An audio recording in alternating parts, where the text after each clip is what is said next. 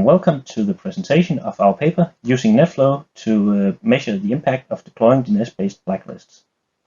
My name is Martin Fejrskov. I'm employed at Telenor, national ISP in Denmark, and I'll be presenting our paper on behalf of all of the authors.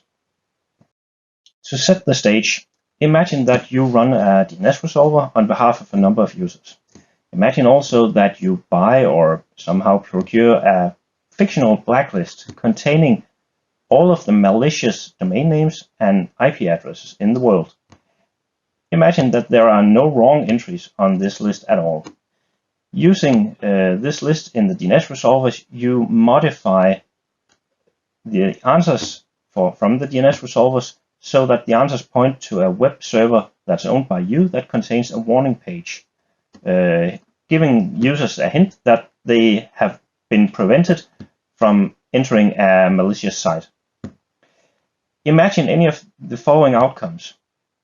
For example, that the number of visits to this web page is very much smaller than the number of modified DNS responses. Both are numbers that you can count by inspecting a log file. Imagine also that users report that benign content, that is non-malicious content, is also being blocked, despite the list actually being perfect. Are these outcomes to be expected? The answer is yes.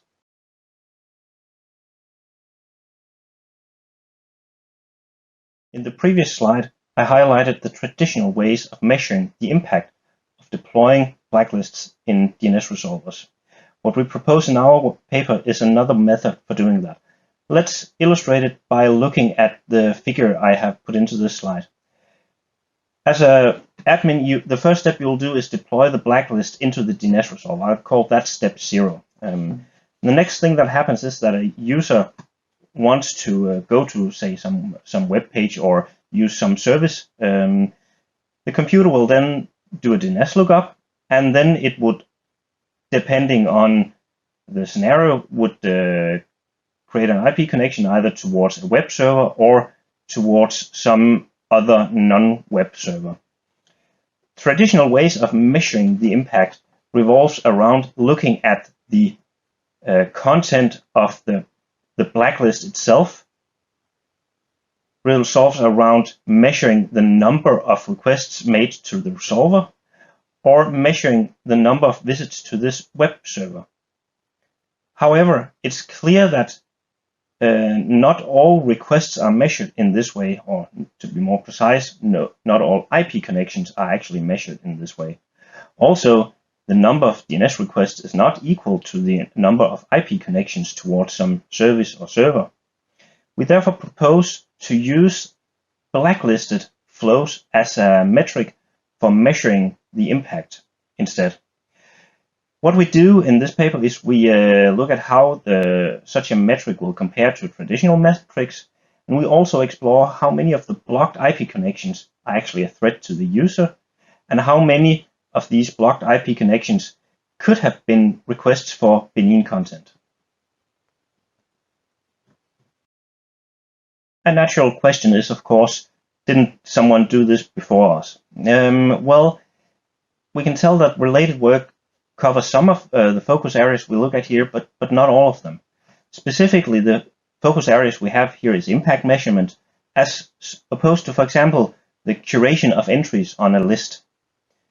We also look at lists deployed in a DNS resolver, as opposed to, for example, a firewall or an IP router block. We use both DNS and NetFlow data. Some or many papers only use either one of these data sources. Then we look at the type of endpoint. Is it benign? Is it malicious? Or both?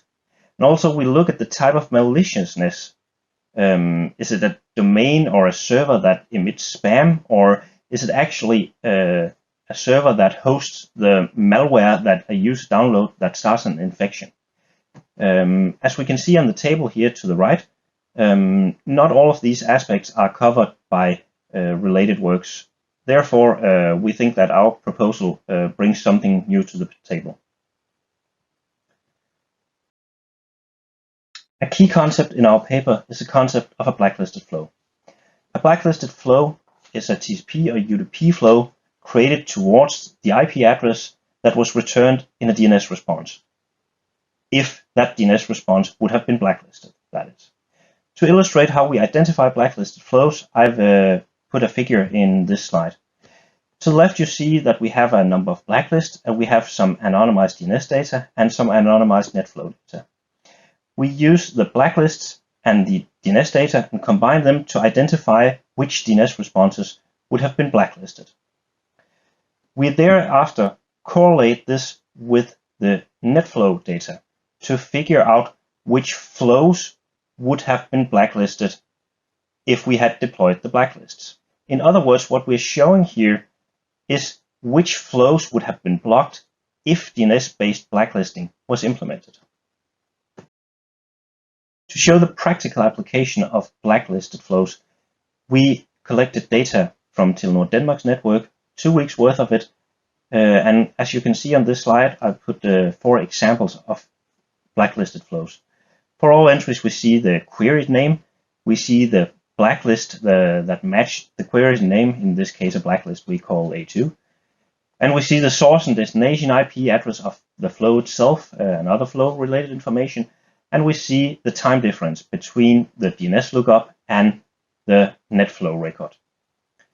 The result of these 2 weeks of data is that around 90,000 blacklisted flows were identified in each week.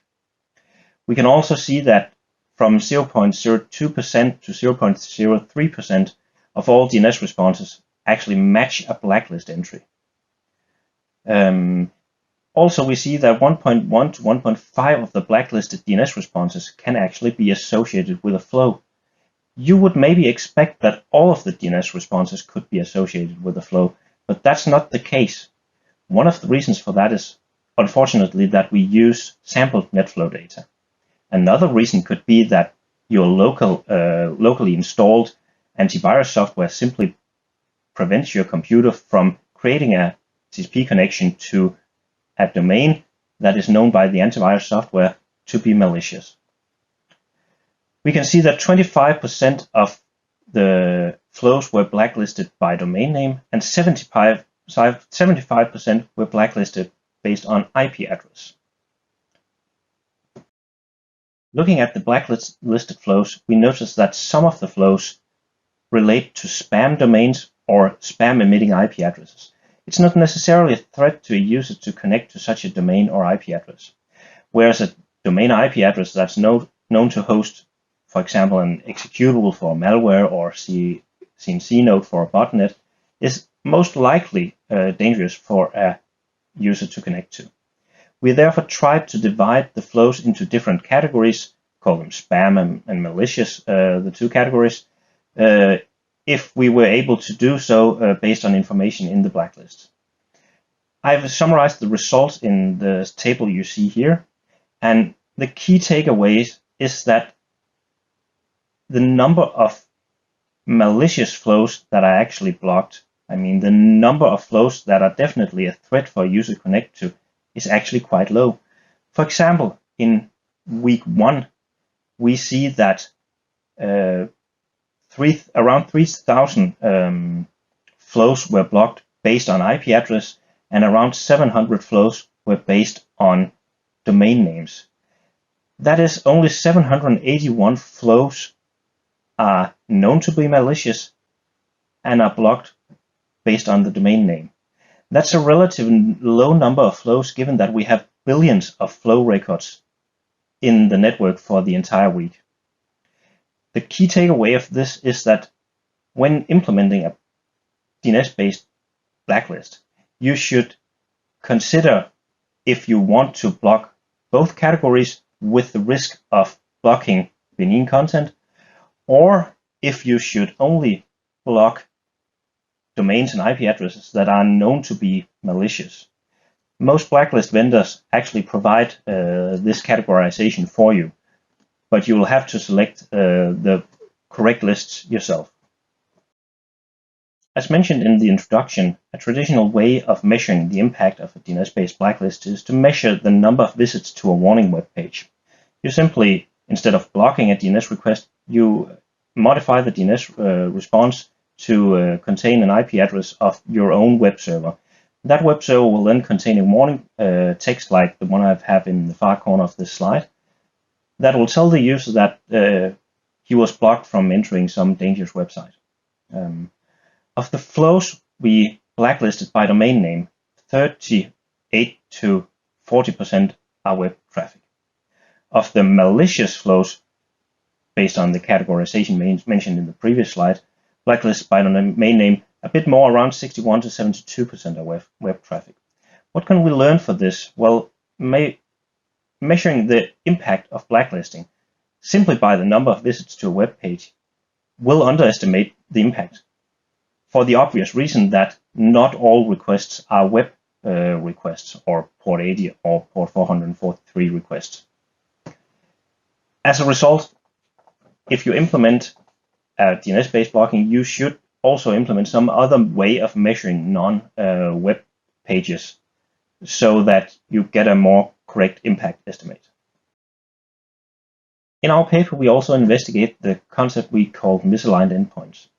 You probably know the concept of a web server serving multiple sites. In that case, one of the sites can serve malicious content, whereas the rest of the sites can serve benign content. This becomes a problem if the IP address of the server itself is on a blacklist, because then even if a user requests benign content, his flow will still be considered a blacklisted flow, because the entry on the blacklist was an IP address entry, not a domain name based entry. We decided to look at how many of the flows could be questionable in this sense that they might actually be requests for benign content instead of malicious content. We found 3 different categories. They are elaborated to much greater extent in our paper, but I'll give you a short rundown here. The first category is what we call shared content providers. That's the scenario where a web server hosts multiple sites that I described before. The second scenario is related to VPN service providers. It turns out that many IP addresses belonging to VPN service providers are on blacklists. It's probably not because the VPN services themselves have been considered blacklisted, but it could be because botnet traffic or other types of malicious traffic have seen to be originating from an IP address of the owned by the VPN service. This is probably caused by, for example, some of the VPN service users being infected or emitting spam, etc. But actually, a large fraction of the blacklisted flows we found could be attributed to belong to VPN service providers. The third category is even more interesting. It turns out that many of the domain names and IP addresses that you can find on the NTP pool domain name lists actually can be found on blacklists as well. In other words, a user that creates a DNS lookup for a seemingly benign domain name like ntp.pool.org will return a number of IP addresses. Some of these IP addresses are actually on blacklists. If a user then connects to one of these IP addresses, then that connection will of course be marked as a blacklisted flow. When using IP address blacklists, then you have to consider if you are prepared to get a number of false positives, meaning that you must be prepared to see users complaining that benign content is blocked. That is common intuition to most, but we actually show it with numbers here. It's important to realize that this conclusion depends a lot on the blacklist used. Actually, most of the numbers you see here that have most of the flows we have found to be blacklisted were blacklisted based on the blacklist from a specific vendor. The other vendor we used blacklist from only can only be considered responsible for 5 to 10 of these entries. So in other words, if you choose to implement IP-based blacklists, you have to really consider which vendor you use, and which maybe also even which lists from this vendor you use, because there is a fair chance shown by these numbers that you'll get a lot of false positives if using IP address based blacklists. Summing up this very brief walkthrough of our paper, we show that we can use NetFlow to improve the accuracy of impact measurements when deploying blacklists in DNS servers. Specifically, we show that if you use the number of visits to a warning web page to count the impact, then you actually underestimate the impact, simply because there are also connections towards non-web page services. It also seems likely, based on our results, that simply counting the number of blacklisted DNS entries overestimates the impact. We also found that the choice of blacklist, whether it be a domain name based blacklist or an IP address based blacklist, and the category attributed to entries on that blacklist, for example, if there's spam or malware emitters, is very important to consider before deployment. This is known in advance to most people that have experience in deploying blacklists, but here we actually show it using number and actual data. An important takeaway is that for flows blacklisted by the domain name, only 3 to 6% of these flows actually relate to phishing, malware, and botnet domains, while the remaining flows relate to spam domains. So in other words, you might end up with having only 3 to 6% of your flows being actually being a threat to the user. Also, a key takeaway is that for flows blacklisted by IP address, a lot of these, around 60%, may actually be flows towards benign sites. As mentioned previously, you can accommodate this by choosing blacklists carefully before the deployment. I'd like to say thank you for listening to this presentation, and I will very much look forward to you reading through our papers if you like any more details, or ask any questions you may have in the question session that will follow shortly. Thank you very much.